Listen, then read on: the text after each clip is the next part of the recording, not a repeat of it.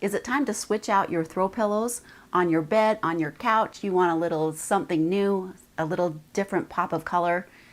I've got you covered. I'm Jan Howell. Welcome to my channel where I bring to you DIY projects that are simple, practical, and I always share with you tips that make your projects easier, and I may even help you save a little money. In today's sewing tutorial, I'm going to show you how to make an envelope throw pillow cover. This is a great beginner sewing project because all you need to know is how to sew a straight line. Slip covers are great because if your pillow gets dirty or you want to change it out for a different color, you can just easily slip it off, wash it, and you're good to go. With the sewing methods that I'm going to show you, this project only takes about 10 minutes to make. You can make them any size, and there are so many options with different kinds of fabrics, trims, and different ways that you can embellish these pillows. Stay tuned because I'm going to show you how to add some trim, different things that you can do for the pillow front that are unique and easy to do. We have a lot to cover, so let's get started.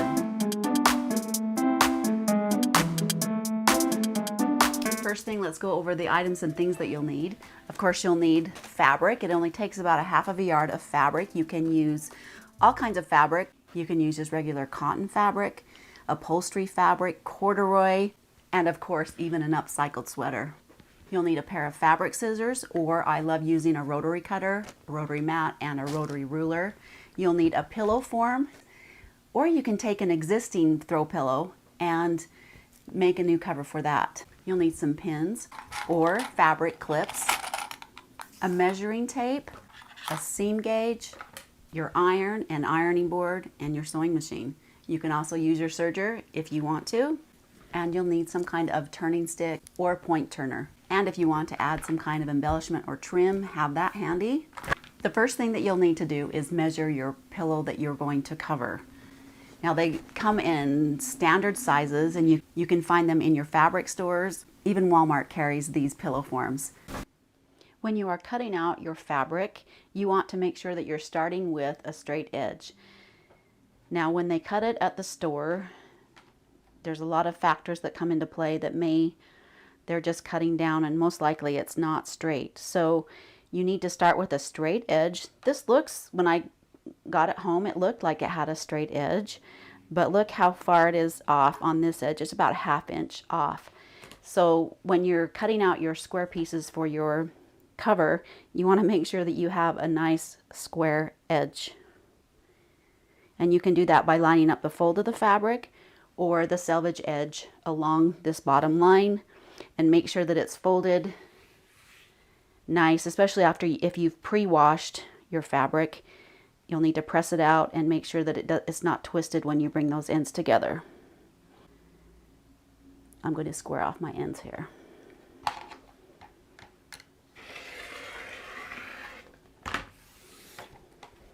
I'm so excited about this print. I found it in my grandma's fabric stash that I inherited when she passed away. So it's bright, it's colorful, it's kind of retro. It'll make a really cute pillow. So when you measure your pillow, measure from the side seam over to the other side seam. And this pillow measures 16 inches by 16 inches. I'm going to add an inch to that measurement. I will cut the front piece out 17 by 17 inches. And that will account for the ½ inch seam allowance that we're going to sew all the way around. We want the finished pillow cover to measure the same width as the pillow. For the back, you're going to need 2 pieces of fabric, the same width. I'm going to cut 2 pieces, 17, and then I'm going to take that measurement, 17 inches, divide it by 2, and then add 2½ inches to that. So I'm going to cut 2 pieces, 17 by, grab your ironing board, heat up your iron, and we're going to hem the back envelope pieces, and we're going to hem it by folding it over a ½ inch. And I love using this little hot hammer. It works really well. So I'm going to fold it over that ½ inch all the way down first to make a ½ inch crease. Then you can set that aside. And what I love about this 1/2 inch crease to make a 1/4 inch rolled hem is that you can just fold that raw edge over to match that crease that we just pressed, and then fold it over. And then you have that 1/4 inch hem or rolled hem. Or you can just fold it your 1/4 inch and then fold it again another 1/4 inch, but I find that this way helps keep you on track, and it seems to come out a little more even. You can clip that in place in a few places, and then we'll do that on both pieces. We're going to take it to the sewing machine and just top stitch along that folded edge there. If it's been a while since you've changed your needle, you might want to change your needle so that you have a really good stitch. If you want to check out my needle guide tutorial, you can find that on my website, youmakeitsimple.com. And I have set my machine stitch setting to just a straight stitch. But whenever I'm top stitching, I like to lengthen my stitch just a little bit. And it's usually 2.5, and I like to take that up to 3. Grab that top thread so that we don't have that nesting on underneath. Just hold that for the first couple stitches. Back stitch. We're just going to sew all the way down, just on the barely inside that fold.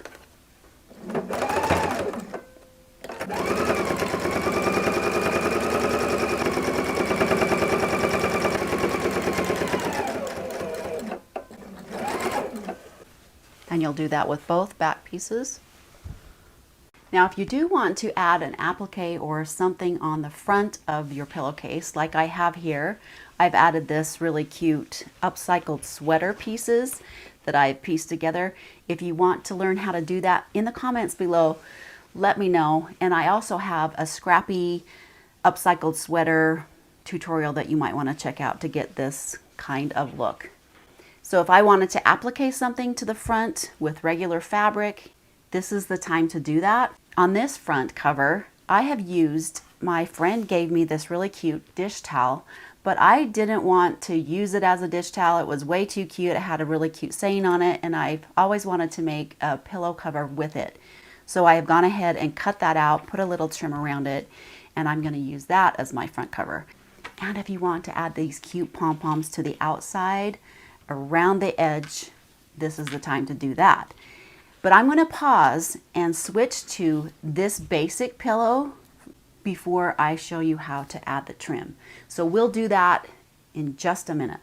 Let's come back to this basic slip cover. I have hemmed both back pieces.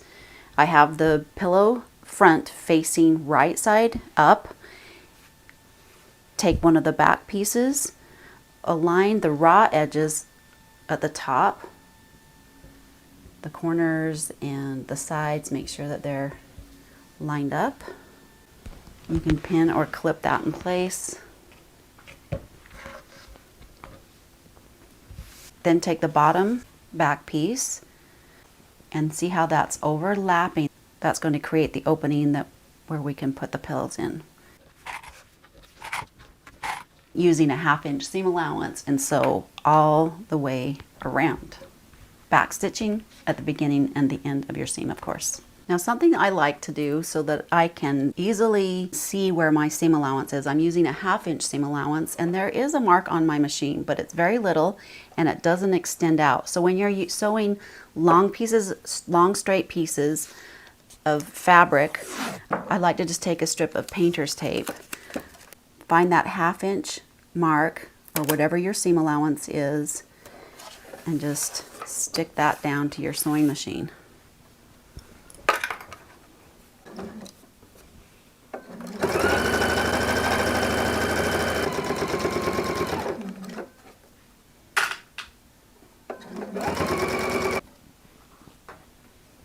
I'm going to sew down to about you can just eyeball about a 1/2 inch, and then I'll stop,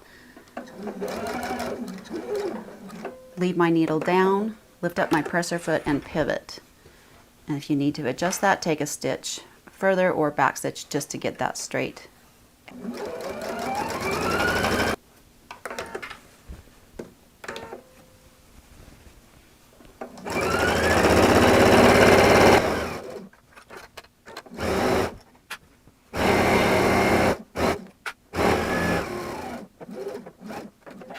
need to finish these seams off, especially if we're using cotton fabric, so it doesn't fray. If you have a pair of pinking shears that look like this, you can just simply cut around the edge. I'll just show you how that would look. Like so. I'd probably go in just a little bit more but I'm going to show you how to do it with a sewing machine and with a serger. So you could go all the way. This will help prevent fraying, or you can just use a simple zigzag stitch all the way around on the outer part of that seam. So between the edge and your seam, just sew a wide zigzag stitch. And I'll show you on this just what that would look like. So I'm going to change my sewing machine stitch to a zigzag stitch, and I'm going to take that a little wider. The width is 4 and the length is 3, and you can just sew all the way around. And that's what that zigzag stitch will look like. It from fraying. That will help keep it from fraying. Or you can take it to your serger, which is what I'm going to do.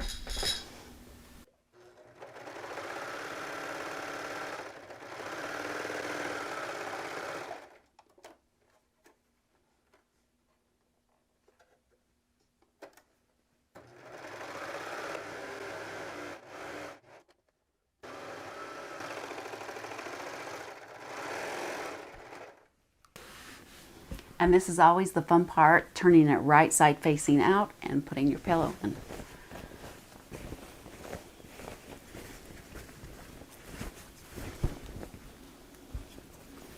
I'm going to poke out the corners so they're nice and crisp and sharp. Before I put my pillow in, I'm going to give the edges a good pressing. You'll want to roll the seam out as far as possible.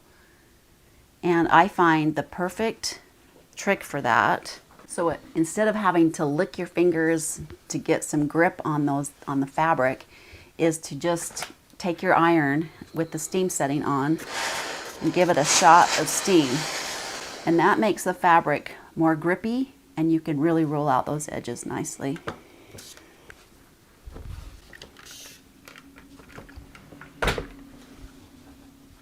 And if you're ever wondering what supplies I'm using, I usually put my favorite supplies and tools in the description below, so you can find those if you're interested. So are you ready to see what it looks like? Let's put that pillow in. I find that if I karate chop and kind of fold my pillow in half and then stuff it in.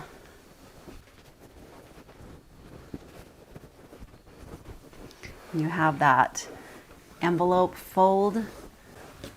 That turned out pretty cute. If you want a little more formal edge with a little, see how that lip is on the outside? All you do is add an extra inch. This is a 1/2 inch extension on each side. Look how nice that looks. A little more formal. Just another look and another option for you. You can also use an upcycled sweater. Now look how cute this turned out. Of course, you have to have a pretty big sweater, but depending on what kind of pillow or what shape, you can make these any shape. I've used a cute corduroy fabric on the back, and look how cute and soft and cozy that turned out. If you want more information on how to upcycle and wash and felt your sweaters, I have a detailed tutorial showing you exactly how to do that. Now let's get back to this cute number fabric pillow. Before I add on the back piece, I'm going to add this cute pom-poms. I have this little thing for pom-poms. It really does add a lot of cute character to pajama pants, to things like this. And so I have a collection of these cute pom-poms. Whenever I find a cute color, I pick them up. Another thing to look for at thrift stores, in their sewing bag section, sometimes people will have like trim like this. Definitely pick it up. So how you do that, you bring your fabric right side facing up. I'm going to line up the edge of the trim, and it doesn't really matter which way it's facing because we're not going to see this decorative edge here. We're going to hide that in the seam allowance. I'm going to start pinning it to the fabric in the bottom middle part. I find that clips are really helpful for this part.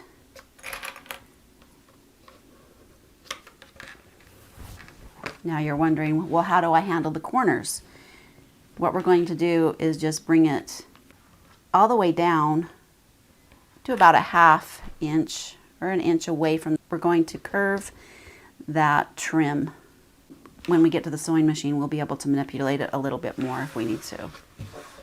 Now, something to know about these little clips that you may not know. See how the top is kind of curved and the bottom is flat. So when you're trying to clip something together, like on a table like this, take the scooped edge, the rounded edge on the bottom, and you can more easily get that clip on. If I were to use the flat edge, it kind of puckers up that bottom piece. So another thing to know, I don't know if you can see this very well, but on the bottom flat edge of the clip, there are some little marks.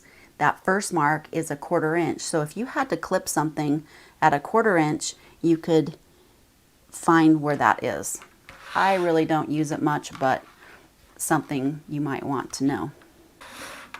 Now when you get back to where you started, don't cut the trim quite yet, because I have found that if I cut it, it's usually sometimes too short, and then you're toast. Especially if you've spent some money on this trim, you don't have enough to cover again. So I'll let it overlap quite a bit, and then I'll cut it off.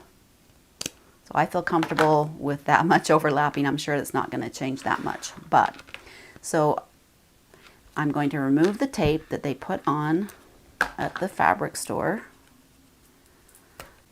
or that's something that you might want to be aware of. See how that's really starting to fray? When you do cut your ends, it's really good to either put a piece of masking tape on that end or a piece of Scotch tape so it doesn't fray. I'm going to clip off some of those threads, and then when I come around and sewing, I will overlap that about a 1/2 inch and then stop sewing. Now you could just apply your back pieces right now, but I find it so much helpful and easier to first, I know it takes a little bit more time, is to base the trim on first. And so I'm going to take it to my sewing machine and sew all the way around, and I'll show you how to do that. On this first pass around, I'm not going to sew the full 1/2 inch. I'm going to sew like a 3/8 inch. I'm going to bring the edge of my presser foot against the edge of the fabric and the edge of the trim. And I am going to use longer straight stitch, so in case I have to unpick, it won't be that big of a deal.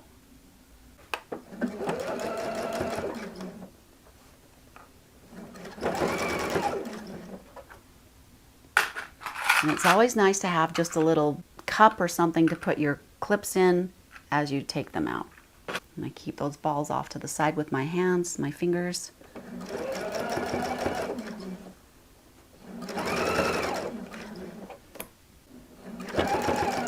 Now here's the deal around the corners. I'm going to curve that kind of around, and it might gathers there, but that's okay because you're not going to see that. And see how there's just kind of a curve.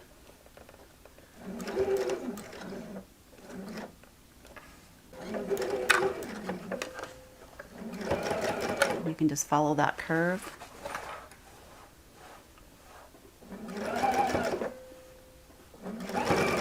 See how that already is being a little bit longer? That's fine. You can just adjust that as you sew.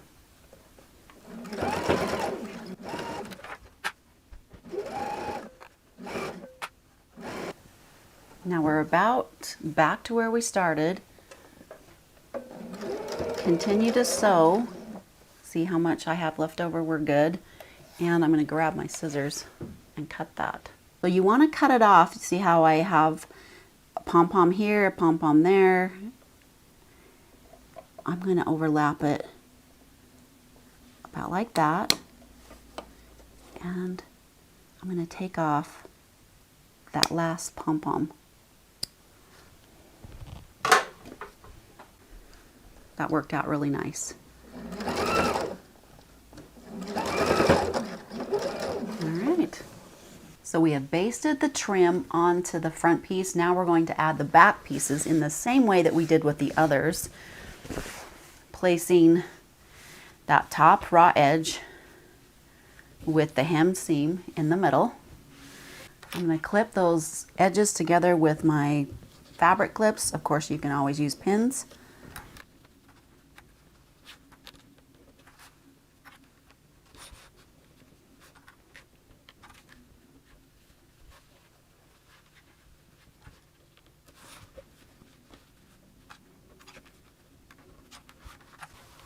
I'm going to start at this side edge and sew a 1/2 inch all the way around.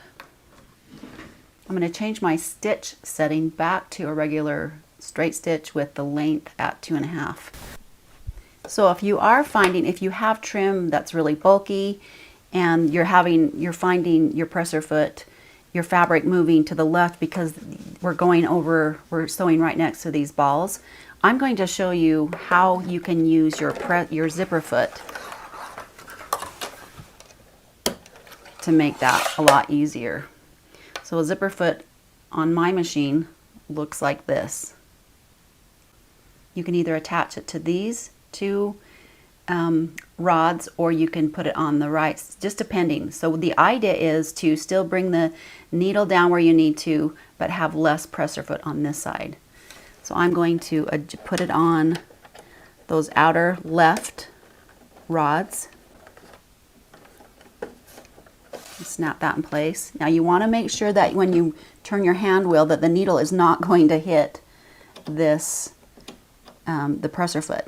You may need to adjust your needle either to the left or the right, depending on which side that you're, and I have okay clearance here. So let me show you what that looks like on the fabric.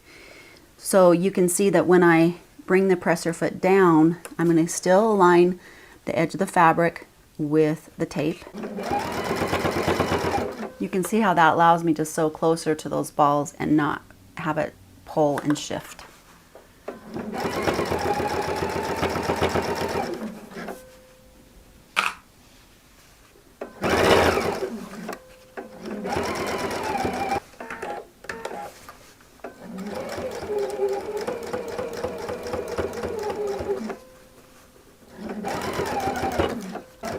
Another thing, if you have a walking foot on your machine, I would use it. It really helps feed the fabric evenly through the feed dogs.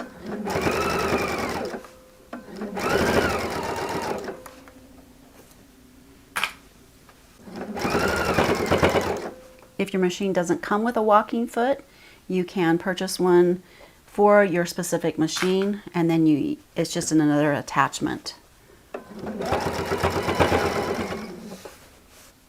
So we've made it all the way around. We're back to where we started.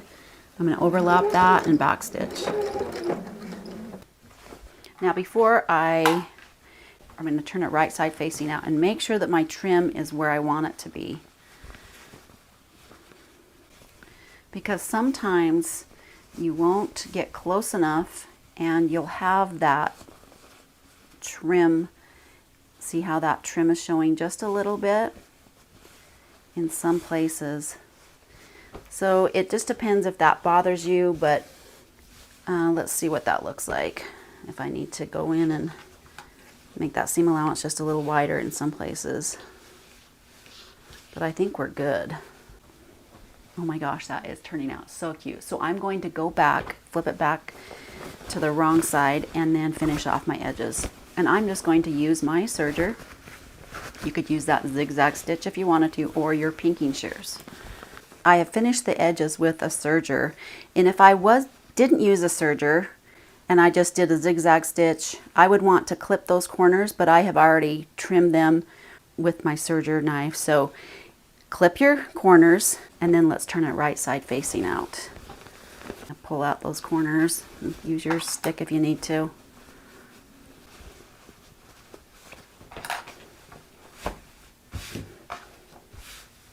Give it a final press. Clip any stray threads. Let's put the pillow form in to get the full effect.